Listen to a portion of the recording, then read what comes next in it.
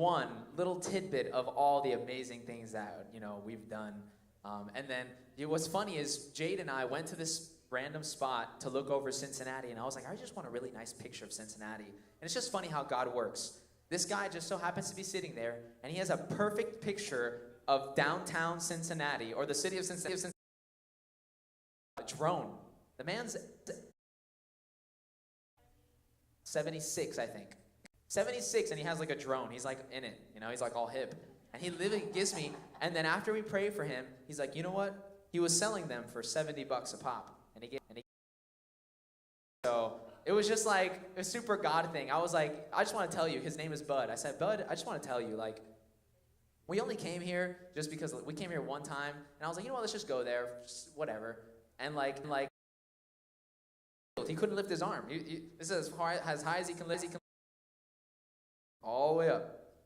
And that's it. He got healed. And then we end up getting a testimony through him giving us his picture. So I thought. God, come on. Give God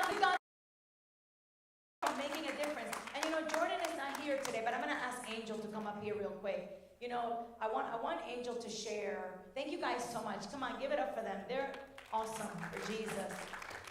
I want you to share. Jordan is not here. Hope he's watching. But can you please share with everybody how Jordan has made a difference in your summer this year?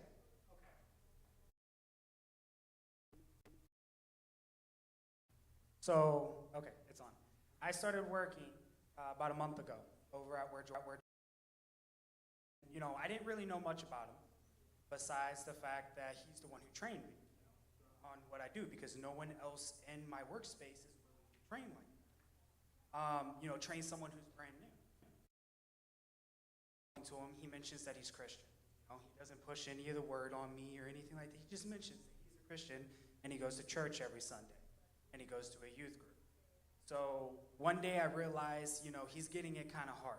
You know, everyone else that we're working with, he's just, you know, they're just kind of just sitting there, not really doing anything, not really trying to put in effort. So I decided to go out of my way to even get my whole shoes, my socks, everything wet, just to push a car out the way so we can get a car out of a certain spot. And so he sees that, he recognizes that, and he takes me to a place named Cordo's. Never had it before, never even heard of it. And it is so amazing, right? So as we're sitting here. That's a restaurant, by the way. Yeah. As starts asking me about my life. So I start telling him about my life, and you know, he tells me a little bit about his. So as we're sitting there eating, he goes, you know what? You want to meet my dad? And I was just like, you know what? Why not? What do I have to lose? It's not like I have anything better to do in my life. All I do is I go to work, I come home, I do nothing. You know? So we go there, and then right as we're pulling up, he's like, how would you like a haircut?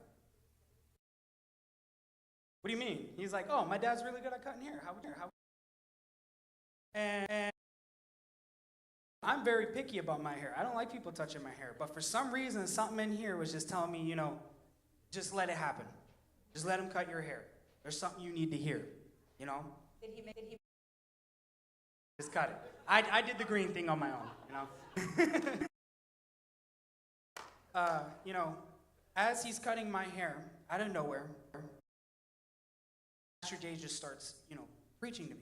Starts talking to me. Starts asking me about, you know, if I believe in the Lord, you know, Jesus Christ. And I told him, yes, I do. But I, you know,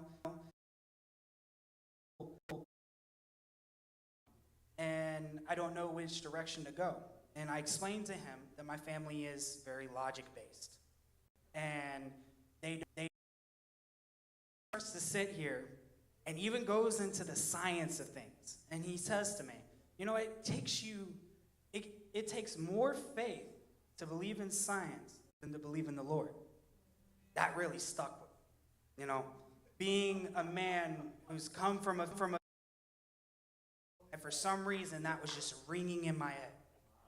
So as we continue to talk, starts in my mind, left and right. All I can say is wow. So we go home. You know, Jordan takes me home. I talk to him, and